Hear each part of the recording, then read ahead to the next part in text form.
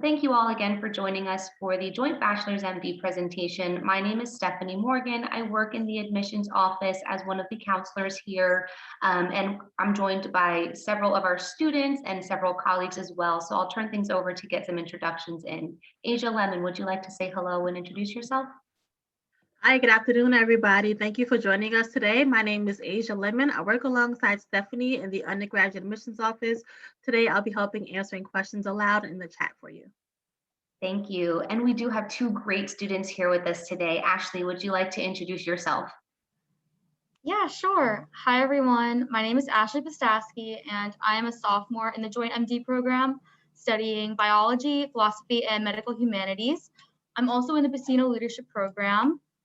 And sorry, I have my mask on. I'm actually at work right now at the hospital where I work as a dietetic assistant. Just to give you a little rundown about who I am, what I'm involved in. As I said previously, I'm in the Bacino Leadership Institute. I'm involved in research on campus, which is something I've loved. I've been involved since freshman year. And I'm also involved in a couple clubs like Flash, which is the Filipino League at Seton Hall, and Dove, which is our division of volunteer efforts. And of course, I work for Blue Crew too, Blue Crew Admissions. It's the best job on campus. And that's just a little bit about me. Thank you so much, Ashley, and thank you for joining us today. And we also have Katie on the call with us. Katie, would you like to say hello and introduce yourself? Hi everyone, my name is Katie. I am a junior biology major in the Joint MD program, and I am minoring in Spanish. On campus, I am involved in many clubs. I am the president of Global Medical Brigades. I'm a general member of Alpha Epsilon Delta and Alpha Phi Omega. And then off campus, I volunteer as an EMT, and I also work in the hospital as a patient care technician. Thank you so much, Katie. While we go through the presentation, please feel free to type any questions into the chat. Myself, Asia, Katie, and Ashley will be here to answer them, but I'm going to turn things over now to Dr. Alyssa McLeod, who's going to take us through that presentation. Thank you so much, Stephanie. Well, good afternoon, everybody, or good morning, depending on if you're on the West Coast. Thank you so much for being with us today. I'm really glad that you are joining us. We have a lot of exciting information to share with you about our Joint MD program. So I'm going to walk us through some basic information about the program, and at certain points I'll also ask our students to chime in and share some of their thoughts and insights. So first off, let me get started by just telling you a little bit about the program itself. So this is a program that allows students to earn both a bachelor's degree from Seton Hall University as well as an MD doctoral degree from Hackensack Meridian Health School of Medicine. So the School of Medicine is actually a relatively new school of medicine. It began as a partnership between Seton Hall and Hackensack Meridian Health. And this partnership was formed several years ago. And as part of the partnership, Seton Hall helped Hackensack Meridian Health design the curriculum, get the program up and running, and get the program initially accredited. As part of the partnership, it was planned that the accreditation would shift to Hackensack Meridian Health, which it did in 2020, after a few years after opening. We still have a very strong partnership with Hackensack Meridian Health, and this includes the fact that our School of Nursing and College of Health and Medical Sciences, which is where we have programs like PT and PA and OT, are co-located in the same campus as the School of Medicine. The partnership with Hackensack Meridian Health is quite unique. It allows us, as I said, to create this campus that has multiple facets of healthcare education going on at the same time. So we have the School of Nursing, we have the School of Medicine, and we have programs like PT and PA and physical therapy, occupational therapy, speech language. All of these programs are learning in the same environment in what we call our interprofessional health sciences campus. It's a tremendous opportunity for students to cross-fertilize ideas, for them to learn how to cooperate and communicate. It really will advantage their ability to provide optimal health care, because it's very essential that people in all aspects of the medical field learn how to coordinate and communicate effectively for strong patient outcomes. So this partnership really is innovative in this regard.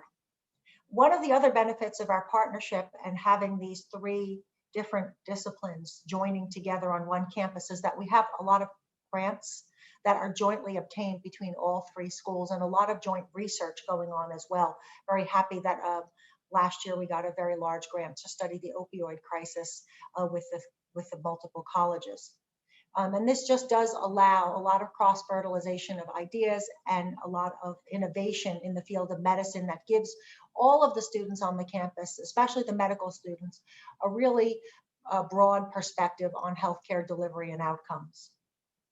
Another amazing benefit of our relationship with Hackensack Meridian Health and the fact that we helped open the School of Medicine is that 25% of the seats in the School of Medicine are reserved exclusively for Seton Hall's qualified graduates. Now, most of those graduates will come from this Joint MD program, which you're here to learn about today. And this Joint MD program serves as a pathway to go from your bachelor's to the School of Medicine. And we anticipate that most of the reservation of the 25% seats will come from this pipeline that we're going to discuss today. But before we talk about that, let me just tell you a little bit about Hackensack Meridian Health itself. If you're from New Jersey, you already know that this is one of the most highly regarded healthcare networks in the state of New Jersey. It is a comprehensive system. It has 16 hospitals, which include 3 medical centers, academic medical centers, 2 children's hospitals, 9 community hospitals, and 2 rehab hospitals. There are also over 450 locations where there are physician-based practices across the state. Hackensack Meridian Health has an expansive team, over 33,000 team members and over 6,500 physicians. They're also known to be a leader in health, in cancer care and research. So very, very wonderful opportunities there to explore this field. And there are 3 hospitals in the Hackensack system that are actually ranked in the top 10 in the state of New Jersey. So let me tell you a little bit about the School of Medicine now that you know we're partnering with one of the best systems in the state of New Jersey. You should know that this School of Medicine is very innovative. It just opened in 2018, so it's brand new School of Medicine, and it's actually in a brand new state-of-the-art facility as well. So obviously when a new school opens, it doesn't open at full capacity, it sort of ramps up. So the first year, the School of Medicine started small with 60 students. And then in the second year, which was 2019, it had 90 students. And in the third year, which was this past year, it had 120. Now this summer, when it enters its fourth cohort, it will be at full capacity, which is between 150 or 160 students entering the School of Medicine each year. So that's the level point where this point forward, they'll be admitting about 150 to 160 new students every year. And I also want to make sure you know that when the School of Medicine opened in 2018, it opened with what's called preliminary accreditation. That is standard for all new medical schools. No medical school opens with full accreditation. All new medical schools open with what is called preliminary accreditation. And then within 4 years, which would be 2020, so that's next year, it would obtain full accreditation if it meets all the standards when it is reviewed by the medical board. And this is the routine path for all medical schools. And we've already had multiple visits and are on track for this full accreditation, but did want to let you know that currently it's in preliminary status, but by the time any of you are ready for medical school, full accreditation will already be obtained, as that's planned for 2022. Okay, so where will you study as part of this program? Well, during your undergraduate years, your first 4 years pursuing your bachelor's degree, you will actually be earning your degree on Seton Hall's South Orange campus in South Orange, New Jersey. It's a wonderful campus. It's a beautiful campus. It's only 14 miles from New York City. I encourage all of you to visit and tour the campus. We are offering in-person tours right now. We have tours Mondays through Friday at 10 a.m. and 2 p.m. We also have them on Saturday at 10, noon, and 2. So I encourage you to schedule a campus tour. And when you finish your 4 years of undergrad, you will transition to the MD portion of the program. And that portion of the program is on the Interprofessional Health Sciences, or we call it the IHS campus. And that campus is actually a few miles away in the towns of Clifton and Nutley, New Jersey. Again, in a brand new state-of-the-art facility with the most high-tech equipment, simulation rooms, skills labs, and the location is optimal. It's only about 25 or 30 minutes from Seton Hall's campus in South Orange. It's also only about 30 minutes away from Hackensack Meridian's flagship hospital, which is Hackensack Meridian Medical Center. And it's only 30 minutes from New York City. So it's really an optimal location. Again, just reminding you that not only is the School of Medicine on the IHS campus, but so is Seton Hall's College of Nursing and School of Health and Medical Sciences, where there are programs like PT and PA and OT and athletic training and speech language and so much more. So it's really a truly integrated interprofessional health environment. And this environment allows all the colleges to work together in a seamless way to truly create innovative and unique approaches to healthcare. And this kind of team-based approach to education is very rare. There are very few medical schools that can offer this, and we do believe that it is the future of medicine in the way that we will ensure our students graduating from the medical school have the best resume and the most ability to work collaboratively to improve patient care and really be at the forefront of a healthcare profession. You also can visit the Interprofessional Health Sciences campus. We do offer tours of this campus every Friday at 1 o'clock. We are doing these in person as well, and you can sign up for one of those tours on our website as well. In the meantime, I want you to know that we do have a very comprehensive video which highlights the Interprofessional Health Sciences campus. Not only will it show you the physical facility, but it will also help you understand how the simulation labs work and how the interprofessional environment will benefit you. So I'm going to ask one of my colleagues to drop a link to that video in the chat so that you can view it at a later date. Now, let me get right into the heart of the matter, what you really want to know about, which is the Joint MD program itself. So you're actually going to spend the first 4 years of the program at Seton Hall completing your bachelor's degree. And while you can major in biology, because that's the curriculum most aligned with the prerequisites needed to get into medical school, this program actually allows you to major in any subject. It's specifically designed to give you the flexibility so you can major in any subject. Regardless of what you choose to major in, you will still, of course, have to take an intensive science curriculum because that is necessary to transition to any medical school and to make sure that you're prepared. But this was designed so that you don't have to give up anything you love. I know a lot of students like yourselves are very driven, are very motivated, like to achieve a lot, and you have other interests besides medicine. So this program will allow you to major in any subject. You could also double major, you could have a minor. It still allows you to have a robust traditional 4 years of college where you can study abroad, or you can be part of our honors program or our leadership program. And it will really help you have a well-rounded resume and opportunity for experiences before you enter medical school. To actually apply to this program, however, when you use the Seton Hall or the Common Application, you need to check off the major that says medicine, and then in parentheses, Joint Bachelors MD. This is how you let us know you want to apply for this particular program. Later in the process, after you let us know you intend to come to Seton Hall, we will find out what you specifically want to major in as an undergrad and make sure that's the path you follow during the 4 years. But please make sure you check off medicine, Joint Bachelors MD on your actual application. Now, when you are enrolled at Seton Hall, you do have to take a number of courses, regardless of your major. These are called prerequisite courses.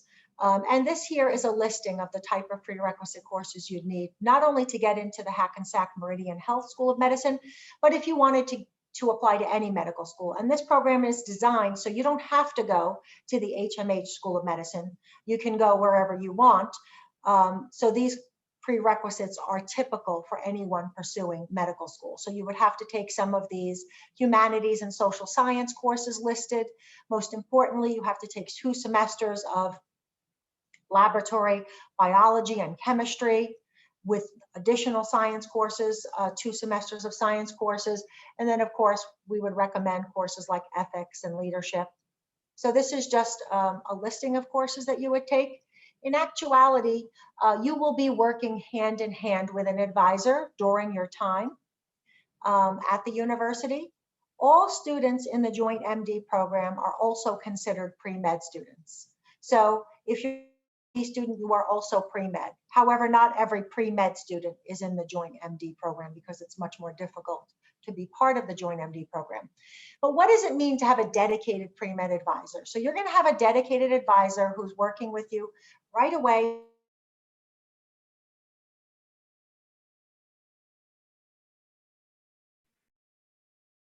Alyssa, I believe we lost you for just a moment. So that you can meet the requirements and take the courses you need to stay on track. They are also going to do a number of things like give you a series of workshops. And they are also going to be able to help you connect with guest speakers. They're going to connect you with resources like tutoring and study groups and help you with time management. They're also going to give you a lot of guidance about extracurricular activities you need to be involved in. They're going to help you prep for the MCATs. You will still have to take the MCATs and you will need to study and have resources for that. So your pre-med advisor will help you with that. They'll also help you with the process of applying to medical school. Even as you apply to the Hackensack Meridian Health School of Medicine, you will have to submit an application. You will have to write an essay. You will have to have recommendations. So your advisor will be there to help you through that process.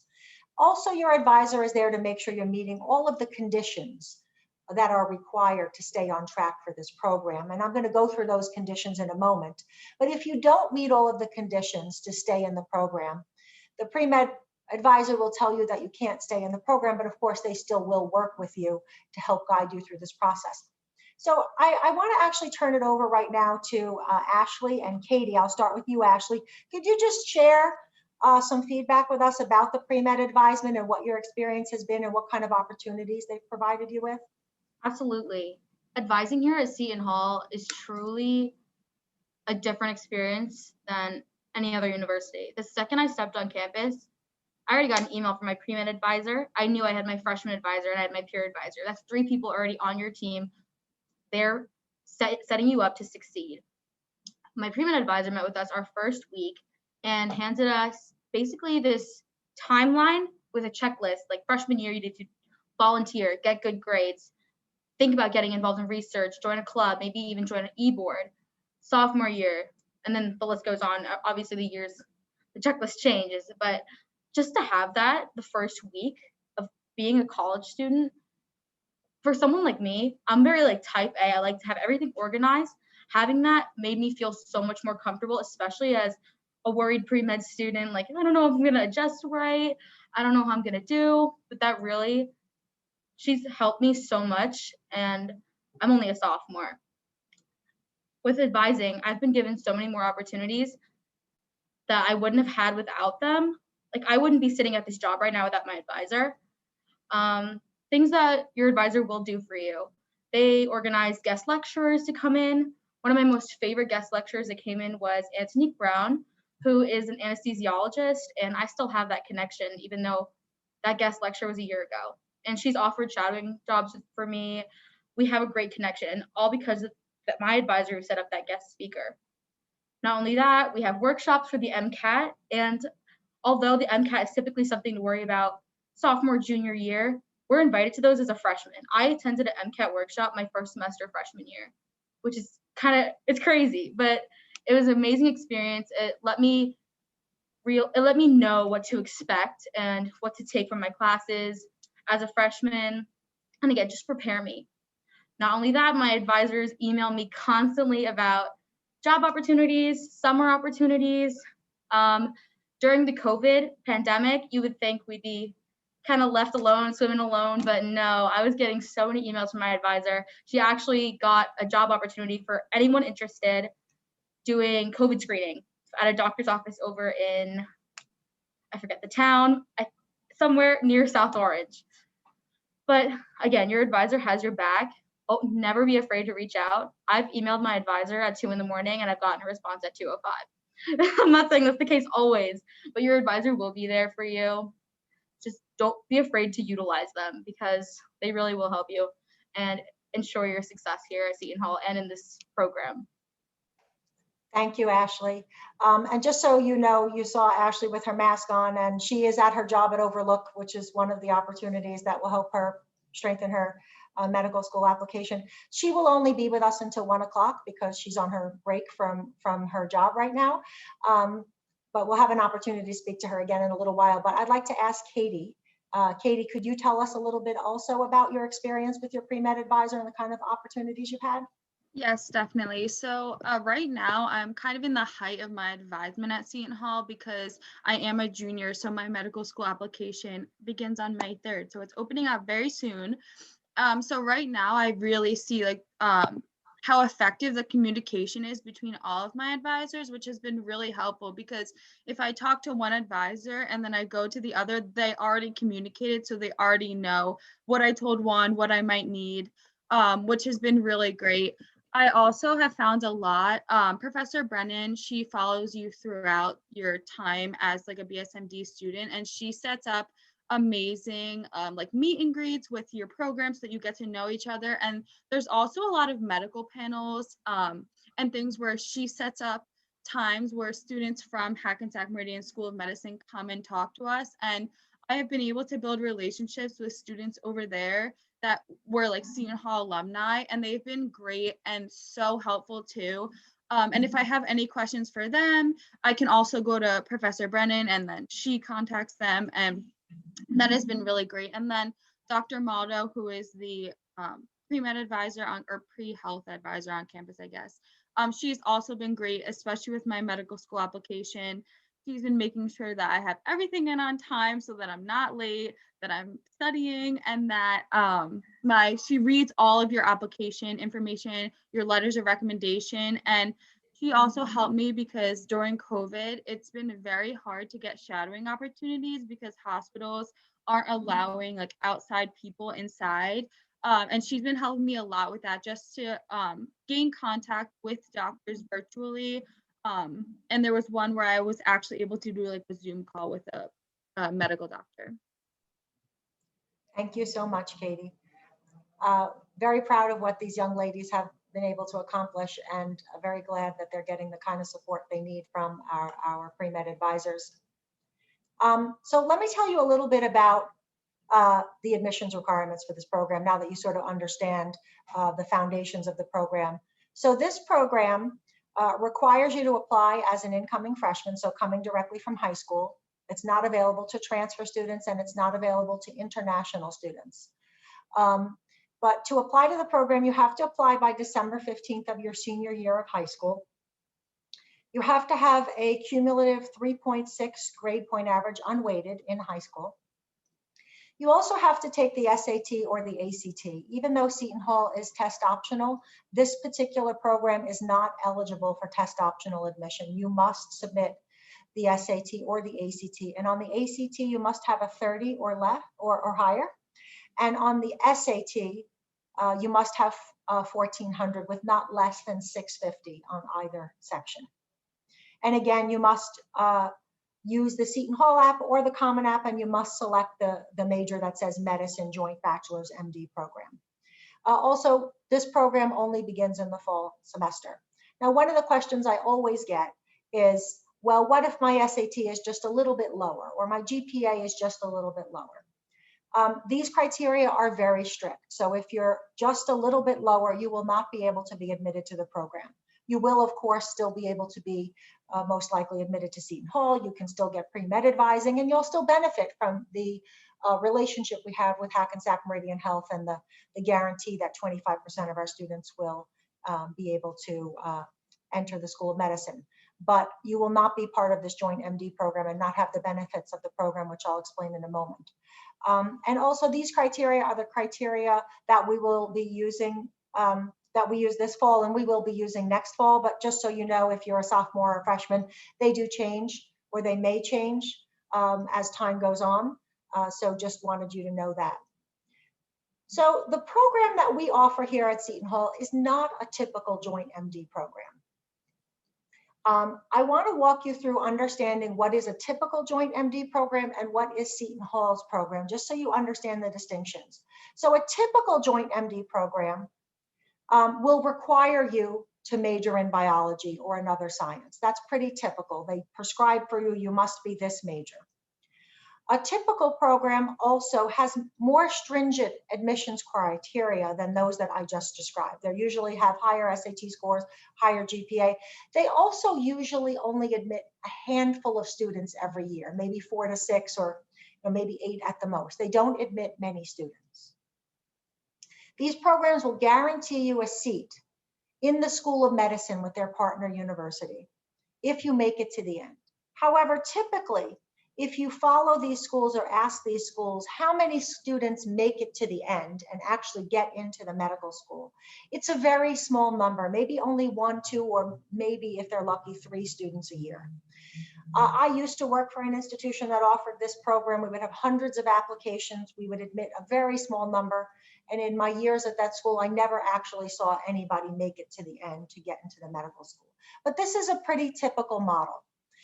The Seton Hall model is a very different model because of our partnership with HMH and because we have this tight relationship and we have 25% of the seats in the School of Medicine reserved for our qualified graduates. So it's a brand new paradigm. And it's designed specifically to create greater access and opportunity so more students have the opportunity to join this program. It's also designed to be more flexible at the undergraduate level. So major distinctions of the program, again, is that flexibility that you can major in any subject. You don't have to be a biology major. You can double major, you can have a minor. You still have the time to participate in other things like the honors program or the leadership program. You can participate in sports, you can study abroad. Basically, you don't have to give up what you love. You can still be in clubs and organizations or a sorority or fraternity and have a more traditional college experience that's very robust and rewarding. This program has slightly less stringent admissions requirements than a typical program. And again, we are able to admit many more students than a typical program because we have that 25% reservation of seats for qualified Seton Hall students. Now, this program does not guarantee you a seat in the School of Medicine. That's also an important distinction. What it does is it guarantees you an interview with the School of Medicine, which is actually a really big deal. I don't know if you know this, but if you actually apply to a School of Medicine, any School of Medicine in the country, you are required to have an interview. It is one of the steps in getting into medical school. Well, typically, of all of the students that apply to medical schools, only a small percentage, maybe 10, 15% of the students who apply to a medical school are even granted the opportunity to have an interview. So this program is guaranteeing you that interview. So that's already moving to the front of the line and being in the top 10 to 15% of all of the students who apply to medical schools in the country. So this is really providing a very strong opportunity and a pathway for students to be among that select few that get their foot in the door for the interview. When you pair that with the fact that 25% of the seats in the School of Medicine are reserved for qualified Seton Hall students, you're really in a very strong position compared to other students applying to schools of medicine. Now, if you apply to schools that offer you a guaranteed seat, one that is the more typical model, that's a wonderful option, and you really should consider that option because that's offering you more of a sure thing. This program, again, is designed to create more access and opportunity. Let me recap for you. A typical program, you would have to major in biology. Seton Hall, you would major in any subject. Typically, also, they would admit a small number of people, maybe 3 to 5 students. And Seton Hall, there is no minimum. Anyone who meets the admissions criteria that I described earlier can be admitted to this program. Typically, these programs are also a 3-year program as opposed to ours, which is 4 years, which is why you don't have as much flexibility and why you don't have time to get involved in so many things. Typical programs will guarantee you a seat if you meet all of the conditions. Again, the conditions are very strict and very few people make it to the end. Our program is not guaranteeing you a seat. It's just guaranteeing you the interview. And again, the admissions requirements are quite different. Typically, a program like this would have upwards of a 1540 requirement and a strong ACT like a 35, and ours is again a 30 ACT or a 1400 on the SAT. Once you're in the program, obviously you have to continue to work hard and keep up your grades. This is a list of the requirements to maintain enrollment in the program. You have to get at least a 3.5 at the end of your freshman year, a 3.6 at the end of your sophomore year, 3.7 at the end of your junior year. You have to do a B or better in all of the prerequisite courses on your first attempt. You do still have to take the MCAT and score in the 20th percentile.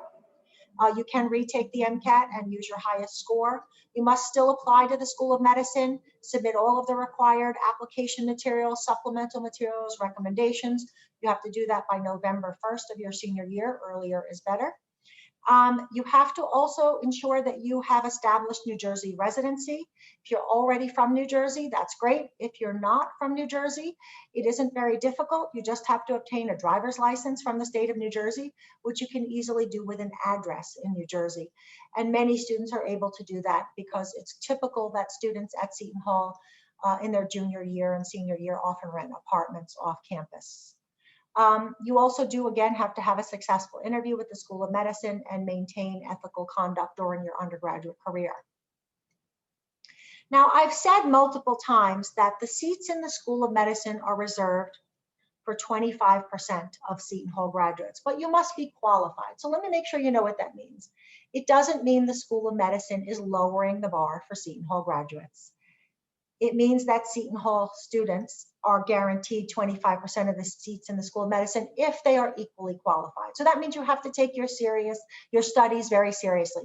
You have to meet all of those continuation requirements. You have to write a very thorough and thoughtful essay. You have to have strong recommendations. You have to complete all of the questions on the application and the secondary application.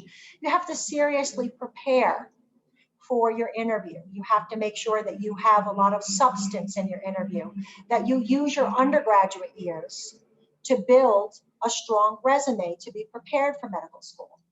And there's a lot of things that you can do to build substance during your undergraduate years. You have to be able to participate in things like research, publications, attending conferences with faculty. You have to be able to show that you've done volunteer work, that you've done internships, that you've had experience in medical settings, maybe as a scribe or an EMT, that you've shadowed a physician. You have to show that you are committed to diverse populations. Maybe you've studied abroad or volunteered abroad, done things like medical brigades. All of these things are very important. So I want to turn the floor back over to our two students. I'm going to start with Ashley, as she only has a few minutes left with us, and then ask Katie to take over. But Ashley, could you tell us a little bit about the kinds of things you've done at Seton Hall? And you're only a sophomore, what you've done so far in your sophomore year that you feel has helped you start to build your resume? Absolutely. Seton Hall has given me so many amazing opportunities that has prepared me as a pre-med and of course has strengthened my application for when I do apply to medical school. By looking at this list, I'll just go down the order. As for research, and this applies to everyone, you can get involved in research the second you step on campus. You can ask your advisor, ask your professor, and more likely than not, you'll be admitted into a lab. I was able to get involved in research my freshman year, my second semester. I literally emailed a professor, which I never even had, asking if I could just be a little lab rat, join her lab, do some like grunt work for her. And she emailed me back so quickly, and I was able to get my own independent research project. And that wouldn't have happened if I didn't go out and ask and advocate for myself. So definitely don't be afraid to ask, because here at Seton Hall, they want to help you. They want you to be a successful student. As for volunteer work, as I mentioned previously, I'm involved in DOVE, which is the Division of Volunteer Efforts here on campus. It's a really popular organization. A lot of students on campus love to volunteer. We have a great event called Service on Saturdays, which I love to do. It's 5 hours and they provide transportation, and you can volunteer on farms, you can do graveyard cleanup. There's just so much, there's a lot of great volunteer things that you can do. Through Dove, I was able to volunteer at CPNJ, which is the Cerebral Palsy House of New Jersey. I was able to volunteer at a garlic farm, harvesting garlic. There's been a lot. And in COVID too, Dove is still up and operating, and I am volunteering remotely, teaching English to students in Haiti. And that's, again, through Dove. As for internships or work in the medical field or research setting, I'm here in the hospital right now where I work at Overlook, and I was able to get this position advocating for myself, but also with the assistance of my advisor. I was also able to shadow a physician my winter break of this year, which has been amazing because it's been really hard, as Katie mentioned, to get any shadowing opportunities because of COVID. But my advisor helped me formulate my email. She practiced with me like how to act, where to stand in the room, because you always hear about shadowing, but you don't really know what to do. So just having her prepare me a little bit really eased my nerves and helped a lot. And another thing I'm involved in that I'm really proud of is the Bacino Leadership Institute. I recommend everyone apply if you can. I've been given so many amazing experiences in this program. We go on field trips like to the 9/11 Museum, have amazing guest speakers, master classes, and this semester I was able to pitch my own original idea for a mentorship initiative, and it got chosen, and I became an interdisciplinary team CEO as a sophomore, hiring my own team, leading a team, and it's been so amazing, and I just can't wait for my junior year, my senior year, but that's what I've been able to do so far as a sophomore. Thank you so much, Ashley. That's wonderful. And this might be the last time we say Ashley again. She's at her job at Overlook Hospital, taking her lunch break to talk to us, so she might have to go. But Katie will stay with us. Katie, will you tell us the kinds of things you've done so far to build your resume at Seton Hall? Yes, definitely. So like Ashley mentioned, I began research early on in my academic career at Seton Hall. So my second week on Seton Hall's campus, I went to my general biology professor and just expressed my interest in research. And she was actually retiring, but she got me in contact with a lot of her colleagues. And I was able to start research my second semester freshman year, which is way earlier than most students at most universities. And I actually just got in contact with her, and after COVID next semester, I'll be able to publish my work that I was doing under her. So that's really exciting. But also going through research, I realized that research was not a career path that I wanted to go into. I wanted to take more of the clinical route of medicine, just because it wasn't something I loved and I couldn't see myself doing it for the rest of my life. That was really important that I had exposure early on because I was able to see what I liked and what I didn't like. And I know that there's people in the program who they did research and now they want to go more on the research side of medicine rather than the clinical side. That was really important. And then for getting involved on campus, I was involved in global medical brigades as a freshman.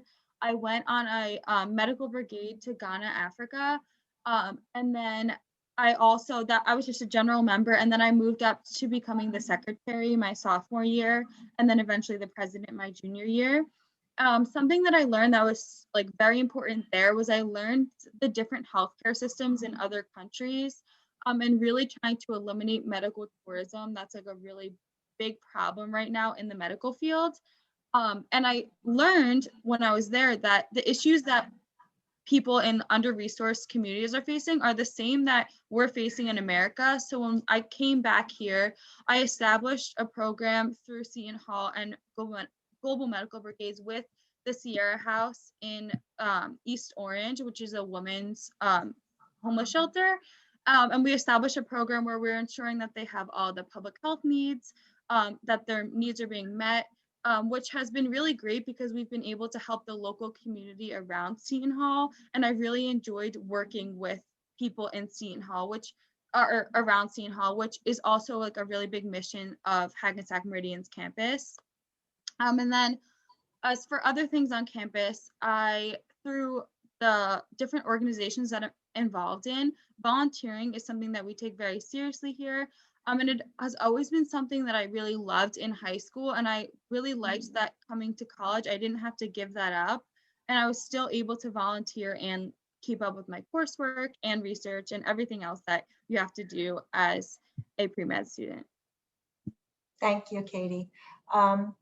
If you notice the smile on my face, it's because I couldn't be more proud of these young ladies. And I like to say about Seton Hall that it's what you make it. You know, we're fortunate in that we are small enough that you will know your faculty, that you can walk up to them after class and say, I'm interested in research. And as both of these ladies demonstrated, by the second semester of your freshman year, you'll be working in a research lab and have your own research project. It's available to you if you want it.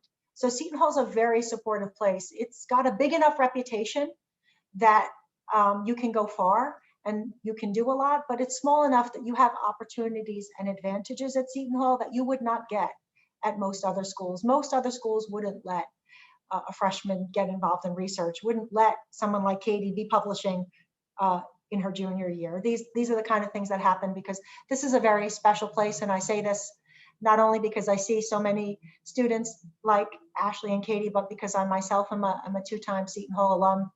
And I just really believe that this is a special place where people really go out of their way to give people opportunities. So thank you both for sharing those experiences with us. So again, what Katie and Ashley spoke to are the kinds of things you have to do during your undergraduate studies to build a strong resume. And you have to build that strong resume because having a successful interview with the School of Medicine is not about how articulate you are or you know, how many times you practice a speech. It's how well can you speak to things that you've done that demonstrate your servant leadership, your passion for the field of medicine, your integrity, your emotional intelligence, things that speak to your motivation, your understanding of different cultures. All of these things you have to demonstrate in your interview. Well, you have to demonstrate them through the things that you've actually done during your undergraduate career. And one of the things we're going to take a great pride in doing at Seton Hall is making sure we give you every opportunity to have these type of experiences early on. That's why your advisors will work with you and help you develop a plan so that you can be a very strong candidate, not just for the Seton Hall, Hackensack Meridian School of Medicine, but for any School of Medicine, because we know you have lots of talent and we want you to explore all your options. So let me switch gears now and just briefly tell you a little bit about what happens after you finish your bachelor's degree.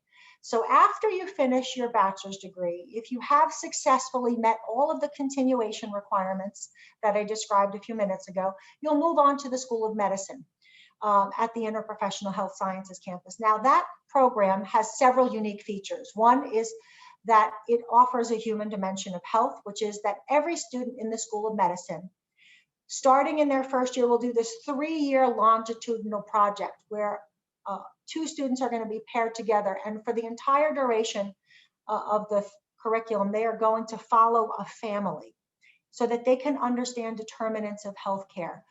What are the issues, biological, genetic, environmental, socioeconomic, that are at play?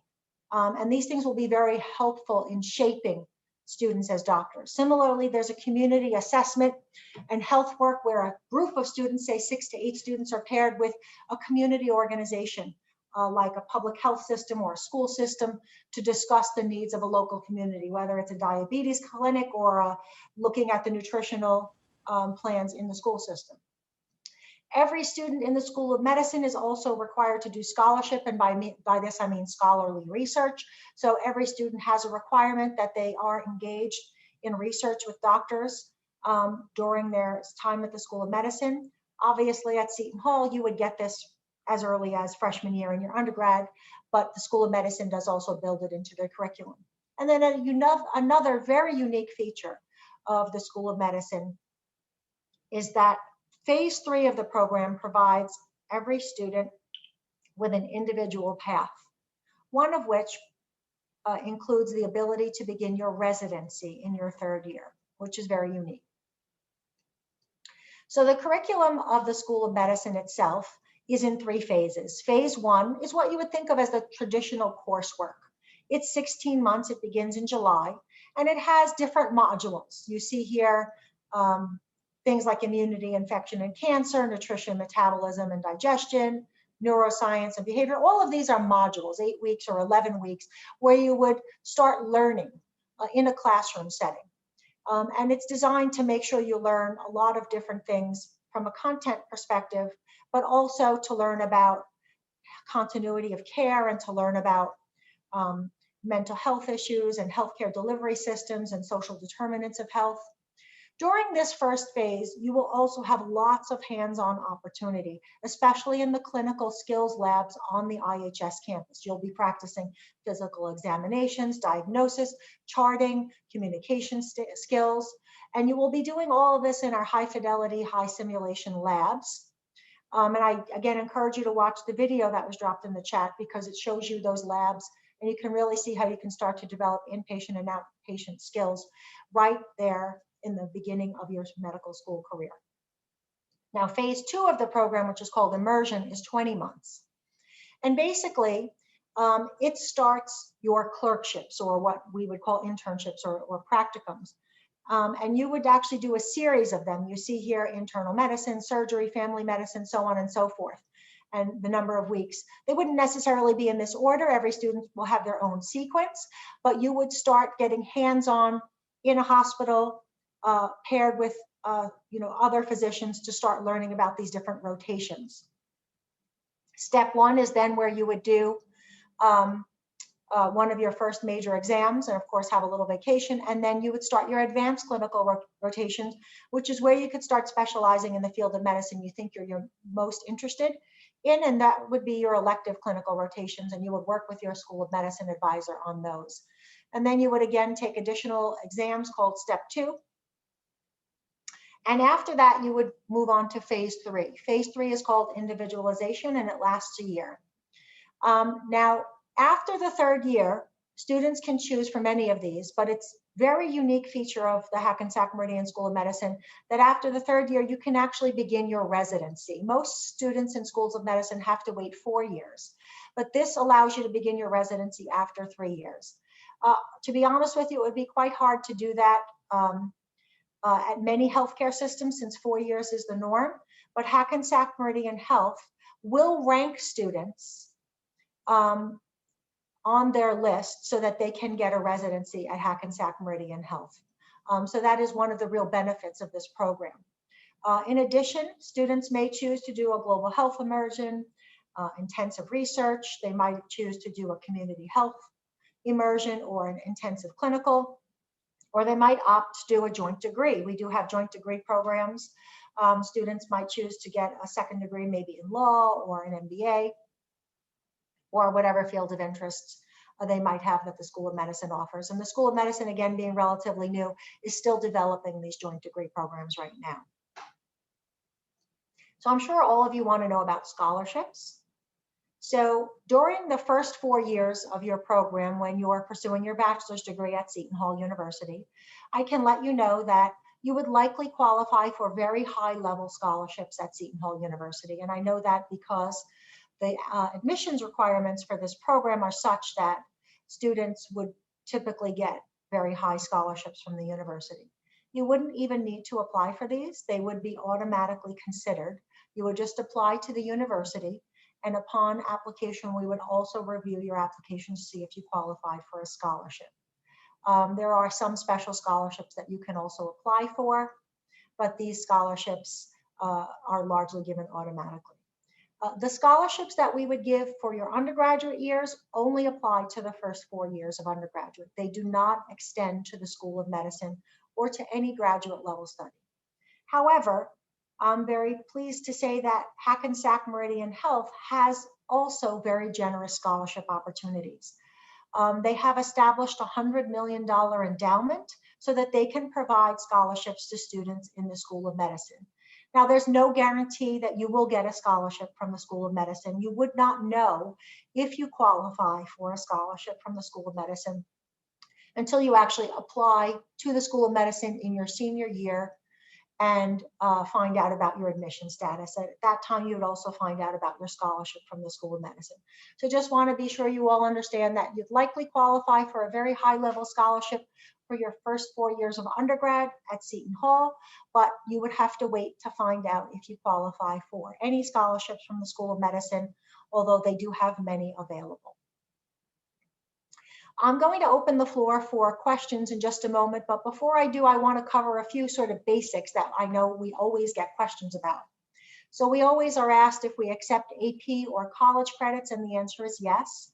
We do accept AP courses if you get a 4 or above. We also accept IB scores if you have a 6 or higher, and we'll also accept any college level course in which you might have earned a C or better. Let me let you know, however, that usually medical schools do not look favorably upon AP courses. So typically, if you are a pre-med student or in the Joint MD program, you would be encouraged to take those courses in college. I also want to let you know that it's typically the case. For example, if you took AP biology and you want to be a biology major at Seton Hall, we would only accept the AP biology credit as an elective. It would not waive the fact that you still needed to take the the biology class at Seton Hall. So it wouldn't count as biology credit at Seton Hall, it would just count as elective credit. That's pretty typical at almost every university, so I wanted to make sure you understood that. On the other hand, if you took AP English, that might waive your English requirement at the university, but it would never waive the requirement for the major that you were pursuing.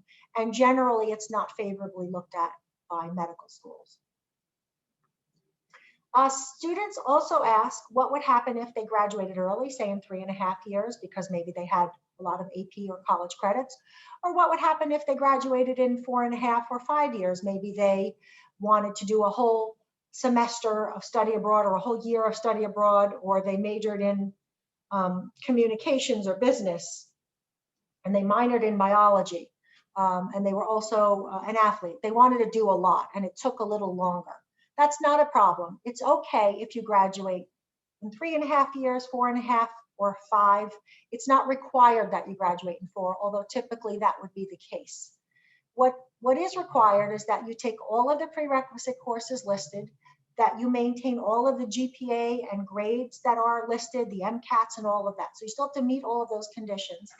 And you also need to be aware that you can only enroll in the School of Medicine in July, in the summer. So if you finish in December, in mid-year, you'd still have to wait to begin medical school because they only begin new classes in July. Another question that we typically get is how many students can be admitted to the Joint MD program? I want to reiterate again, there's no cap or limit on the number of students who can be admitted to the program. Anyone who has a 3.6 grade point average and has either a 30 or a 1400 on the standardized test will be admitted to the program as long as they apply by December 15th. Obviously, we're also going to look at your recommendations and essays and any of your conduct or suspension history. And if there are any serious issues there, that might preclude you from being admitted. But assuming all of those other things are in order, as long as your grades and your test scores are as indicated on the screen, you will be able to gain admission to the program. Now, people often ask, well, how is that possible? How can we guarantee that to every student? So let me walk you through some scenarios. So the School of Medicine, starting this year, will be bringing in classes of about 160 students. 40 of those seats, which is 25%, are reserved for qualified Seton Hall students. This program is brand new. Because the School of Medicine is brand new, so is the Joint MD program. So sometimes people will ask me, well, how many students went from the Joint MD program to the School of Medicine? Well, right now, nobody, because it's a brand new program. Actually, Katie is a junior, and she is the first class of people to be in the Joint MD program. So we don't have data on the students who've gone forward yet. And Katie's class was a small class because it was the first one. But the largest class we brought into this program so far has been in the fall of 2019, where we brought in 73 students. Now, this is 73 students who enrolled at Seton Hall. Now, in order to enroll this number, we actually admitted a few hundred students. But as you know, when you apply to college, you apply to many colleges. So not every student who gets admitted chooses to enroll. and we follow those statistics and recalibrate accordingly. So of the 73 students who are admitted, we anticipate about 50% of them will meet the requirements to continue. And we assume this because we have other programs with very similar requirements, like our PT and PA program. And it's typically the case that only about 50% of them make it through to the end. There's a number of reasons for this. Some people, maybe they choose not to stay at Seton Hall. Maybe they came here from Texas or Florida and they decided they're homesick and they want to go home. Maybe there are some people who decided that medicine is not for them and they don't want to do this. They learned that they have a passion for accounting or business and they change their major. Other students, maybe it's too difficult for them. Maybe they can't keep up the grades and they're not able to stay in the program. So typically about 50% will make it to the end.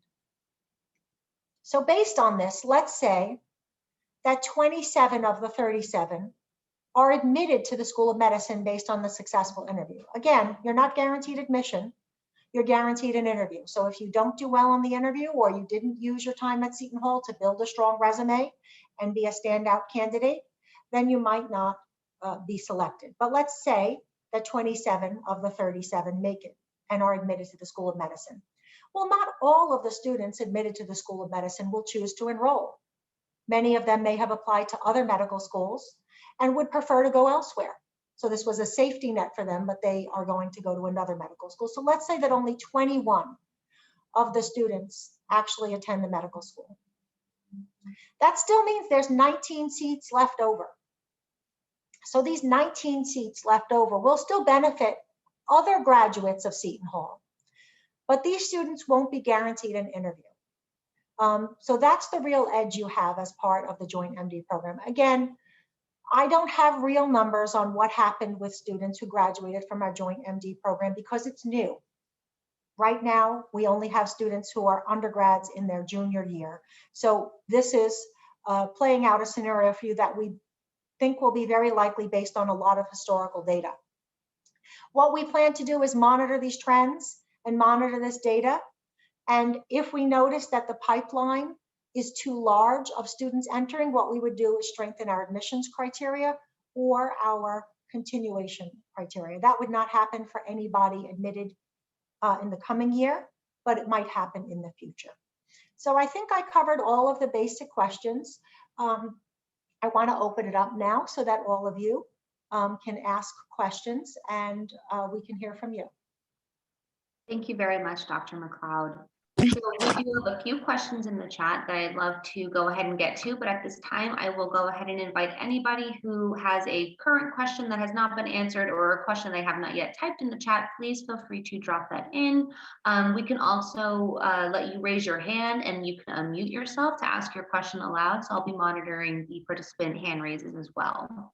The first question, Dr. McLeod, that somebody asked is, what are the pros and cons of a 3-year medical school?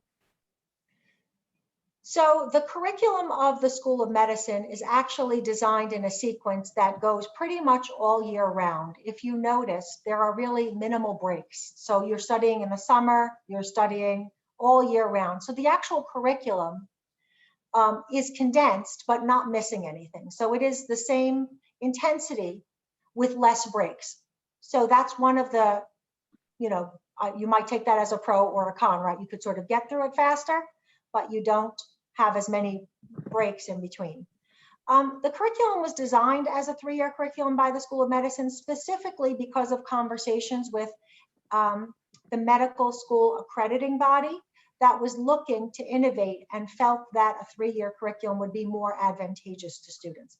So we do believe that it will be more the wave of the future, and there are about a dozen schools in the country that have taken on a 3-year model. And we believe as time goes on, more schools will take on a 3-year model. And once that happens, residency after the 3rd year will be more readily available. Thank you very much. Our next question is actually a question from a student who is homeschooled, and she expresses some concerns over what her application might look like standing next to somebody who went to like a public or a private high school. What kind of advice would you have for that kind of student? Sure. So if you are homeschooled, of course, we are still going to want to see your standardized test scores. In that case, I would recommend recommendations from people in your community. Hopefully you've been involved in some type of volunteer work or with your church, or in some other way that we can get some strong recommendations. In that case, your essay would also be important. We would encourage an interview. We will look at the coursework that you've taken and the grades that you've received. It's typically more favorable if the homeschool that you are undergoing follows a standard curriculum through sort of an outside agency. There are a lot of outside agencies that help parents by providing a standard curriculum or a standard path, and that would be more advantageous. But we will, of course, look at the grades and the curriculum that was followed in that regard, but we'll play more weight on the interview and on the other aspects of the application. Thank you very much. That's very helpful. This next question might be great to hear from Katie, who's with us today as a current student in the program. Katie, someone wants to know if this program is beneficial for someone who wants to be a medical scientist and focus more so on research. What kind of, perception of the program do you have for this student? So there's definitely two routes that you can go if you want to be a medical scientist. You don't have to get your MD to do that. You can just go the PhD route. And a lot of scientists do that, because once you are a PhD, that's what you do for your job, is you are conducting research. Some PhDs for biology, chemistry. You can also go the MD route. I would also suggest a lot of programs, or there are some programs in the country now that have MD PhD schools, which that would be an 8-year curriculum. So that's a very long time that you're in school, but your school, most of the time, those programs are paid for. So Seton Hall, I do not believe that they offer that currently. I don't know if they will in the future, but definitely something to look into. Something I also wanted to mention, which I see a few people mentioned here, and I had this question yesterday, was the difference between the PA and the MD program. So being a physician assistant and being a medical doctor are two different careers in healthcare. So they're both very notable fields. We definitely need both career paths, and we need people to pursue both of them, but they are different paths. So that those 25% of seats are not for everybody else in the health, all of the other medical sciences. So physician assistant, speech language pathology, occupational therapy, and physical therapy. Those 25% of seats are for the School of Medicine, not for the School of Health and Medical Sciences. So it's two separate things in itself, completely.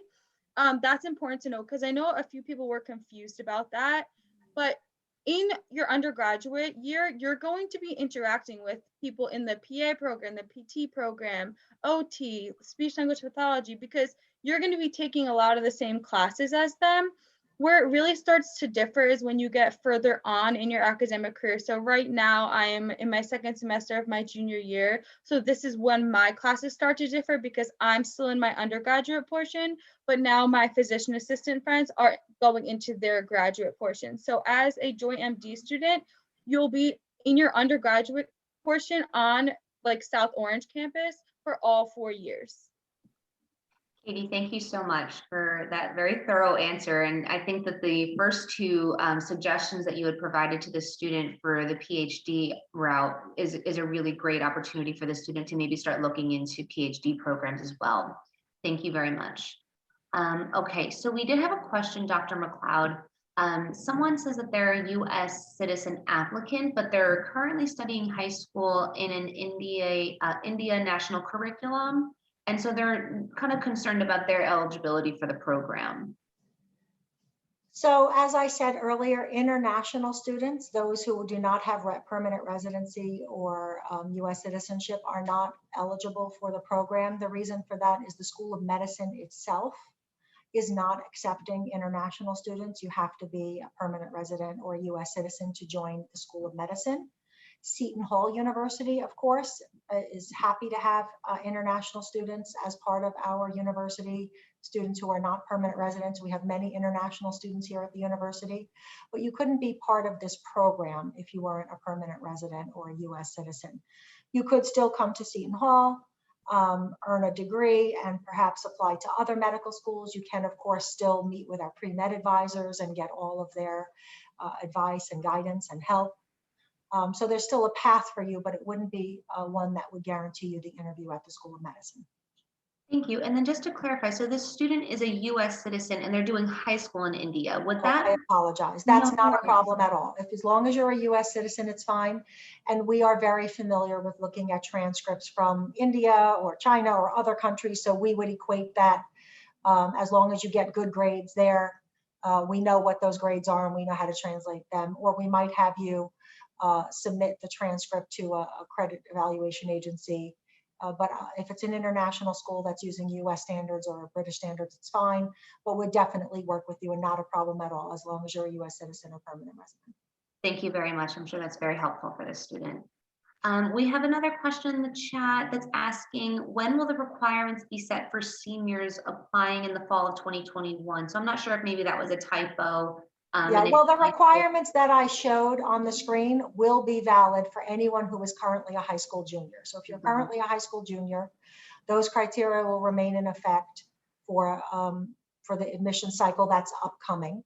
So, but after that, if you're right now a sophomore or a freshman, I can't guarantee that those will still be the requirements. Absolutely. Thank you so much.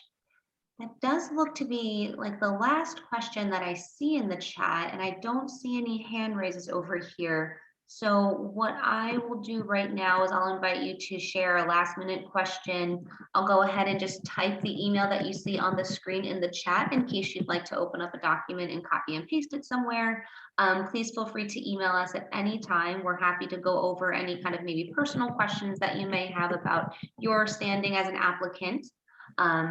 And I do have one question that just came in. What are the benefits of Joint MD versus just a pre-med student? So maybe Katie, would you like to help us with this? Yes, so definitely the benefits of being Joint MD over a regular pre-med student is, as long as you meet the requirements, you're guaranteed interview with the Hackensack Meridian School of Medicine. Something that I found throughout my pre-med journey at Seton Hall and through just many academic advisors is if you make it to the interview process, you're already academically qualified to get into medical school. This is the point where they're trying to really determine if your personality is a fit for their campus and to make sure that you really have the compassion and empathy to become a doctor, because being a doctor does not just mean being smart. If that was the case, every smart person would be a doctor. So you really need to have the compassion and empathy to go into a healthcare related field. Something I see a lot also in the comments is, what extracurriculars should I do to make me like stand out or look better? And my best advice to you is to do whatever makes you happy and whatever you're passionate about.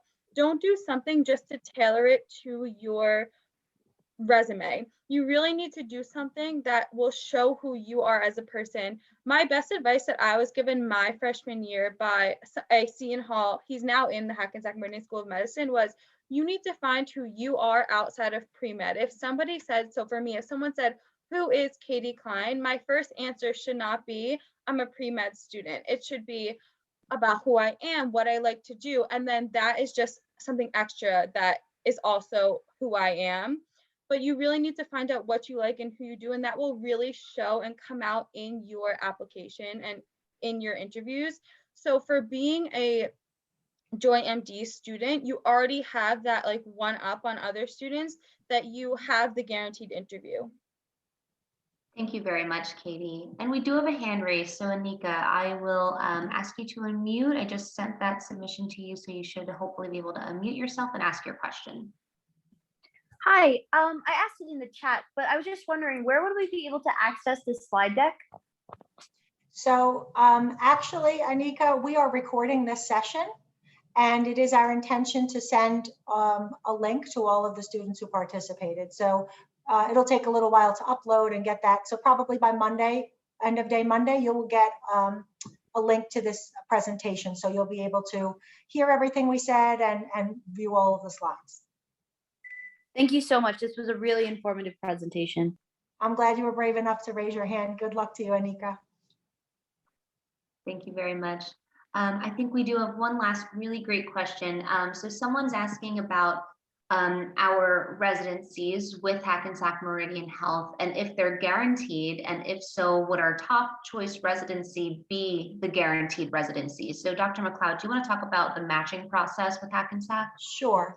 So as I said, after the third year, you enter phase 3. And phase 3 is where you can begin residency. Now, the way residencies work is you have to put yourself, you have to rank order a list of hospitals or systems that you want to be placed at.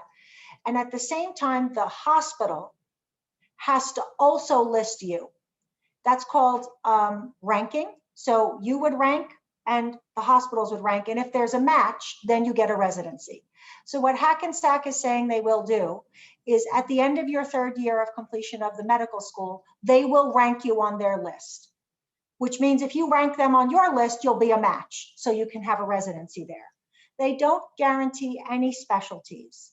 They do have over 500 different specialties, almost everyone available with a few exceptions, but there's no guarantee that you would ever get the specialty that you had as your first choice.